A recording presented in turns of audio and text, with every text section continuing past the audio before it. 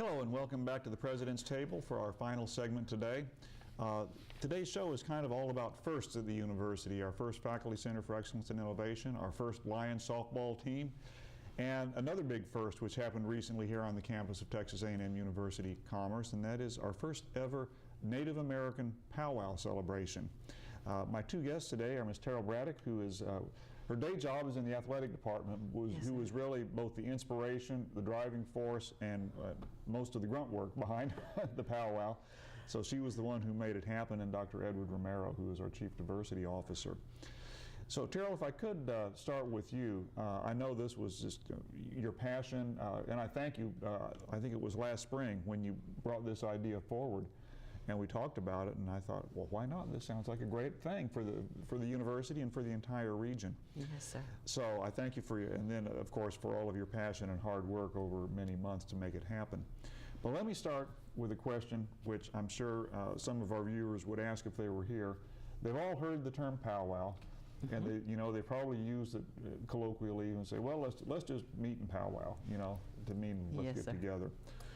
But a Native American powwow is actually something that has a lot of tradition, and a lot of very specific things happen. So tell us just a little bit about what is a powwow and what goes on. A powwow is, he used the word celebration, you using the word celebration, and it's a big celebration. You have Southern drum, and most powwows have Southern drum and Northern drum and fry bread. You need to have fry bread. That's a traditional food. And we had a Northern drum and a Southern drum, and we had fry bread. And people get together and they dance and they visit and they talk. And every powwow has a veteran ceremony, so we honor our veterans at that time. And not just because our powwow was close to Veterans Day. That's every powwow. January, February, August, there's a powwow. So it's basically a gathering. It is a gathering, but it's a gathering of celebration. It's a gathering for fun. And we had fun. It was a very festive event, and I was not able to stay for all of the activities. But I was there for the opening event when I guess it was kind of the grand entrance. Yes, sir. And it was very moving. And you mentioned the veterans. It was very patriotic. There was a color guard, and the color guard was preceded by the Native American dancers.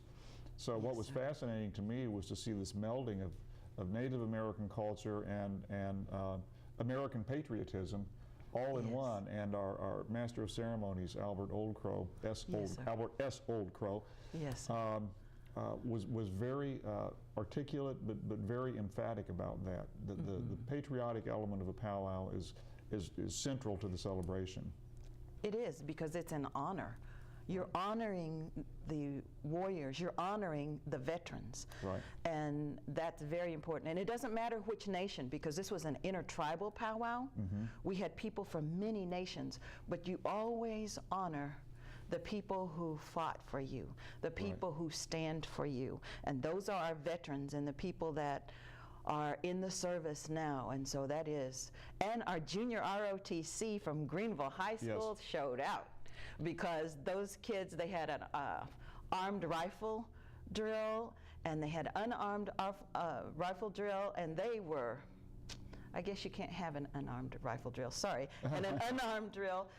And both those units were excellent, and they were really excited. They want to come next year. Good. Well, they are regular visitors to campus. They were here for our Veterans Vigil ceremony, and we've become friends with the advisors over there, and they are just truly outstanding and upstanding young men and women. Yes. And so I was thrilled to see them. You mentioned that we had participants from many of the Native American nations. Tell us a little bit about who came and how far they came, who they were, and so forth, the participants. We had somebody from Omaha. Really? So Albert was calling her Omaha. I had email from Bonham, South Texas, and the biggest powwow in Texas was the same weekend in Austin, and somebody's coming up from South Texas to come to ours. They're going past Austin to come to ours. That's good. To come to ours. Yeah. Arkansas, Oklahoma. So it really was a fun thing. Right. And then of course we had artisans, vendors there. We sure did. And you know, a lot of people bought a lot of stuff. That's good. So that was really good. And we had let's see, we had shawls, we had all kinds of regalia. An internationally known painter was there, and he sold things. William Harjo, he was our storyteller, but he's a flute player that had also played for one of Obama's inaugural balls. Really? And he wanted to come to ours instead of Austin. Yeah. I mean, it was wonderful. It was phenomenal. And we do, of course, hope this is the first in a series, in an annual event. Dr. Romero, let me turn to you, and let's kind of pull the camera back a little bit and talk about the importance of this event, and I was going to say events like it. I don't think there are any other events like it, but let's just say events that celebrate a variety of cultures. What do those kinds of things mean for the university, and especially for our students? Well, it's important that students are able to experience something like a powwow and other cultural events. Oftentimes students are coming from local areas and have not had a chance to experience, for example, a powwow or some other cultural event. And so coming to an institution allows them that experience, allows them to be engaged, allows them to learn. And so it's important, obviously as an institution, for them to have that experience. Right.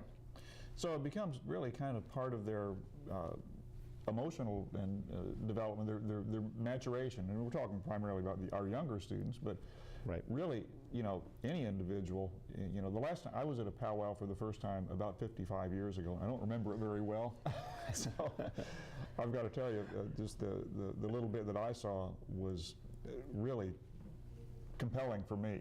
So we're not just talking about 18 and 19-year-olds here.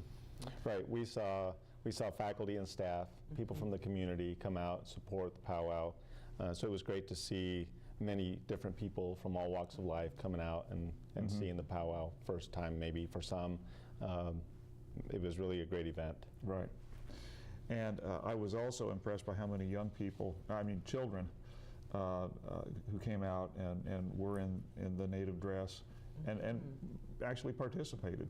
Oh yes, we had a junior dances and Tiny Tots dance, and that's zeros. I've seen young mothers put their babies in their arms and go out into the circle to dance, and so we had Dr. Hendricks sponsored one of the junior dances. Really? And we have a picture of a young lady that won.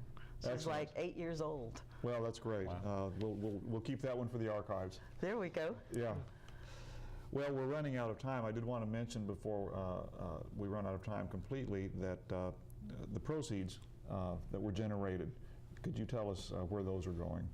To the Albert S. Old Crow Scholarship, we raised about $1,000, and that was exciting.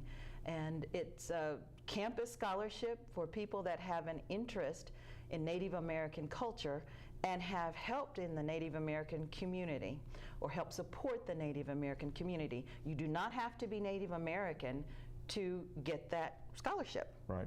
Just have shown that you have worked in the Native community or sponsored that. Great.